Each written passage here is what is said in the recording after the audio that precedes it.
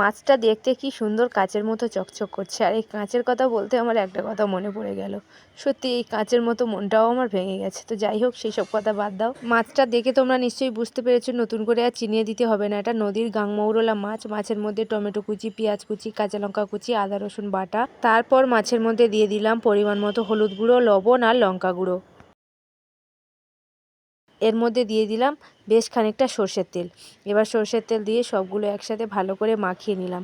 এই মাছটা কিন্তু আমি একবারে রান্না করব। এই মাছটা তো অনেকে পাতায় মেখে এইভাবে একসাথে পাতার ওপর দিয়ে ভাপা করে খায়। তো আমি আর ওইভাবে রান্না করলাম না, আমি কড়াইতে একেবারে মেখে বসিয়ে দিলাম। এই মাছটা এভাবে রান্না করলে বেশি ভালো লাগে খেতে। তোমরাও একবার ট্রাই করে দেখতে পারো। মাছটাকে বেশ ভালো করে মাখানো হয়ে গেছে। এবার কড়াইয়ের মধ্যে ভালো করে বিছিয়ে দিয়েছি। এবার কড়াইটা ধরে আমি গ্যাসের উপর বসিয়ে দিলাম। এবার লো আঁচে রাখতে হবে একটু ঢাকা দিয়ে, তারপর দেখবে জল উঠে যাবে। জল উঠে গেলে চিন্তার কোনো কারণ নেই, আস্তে আস্তে উল্টে দিলেই মাছটা হয়ে যাবে। একটু উল্টে ভাজা ভাজা করে নামিয়ে নিলেই মাছটা একেবারে রেডি। তোমরা এই মাছটাকে কী মাছ বলো আর তোমরা এই মাছটা কিভাবে রান্না করে খেতে ভালোবাসো অবশ্যই কমেন্টে জানিও।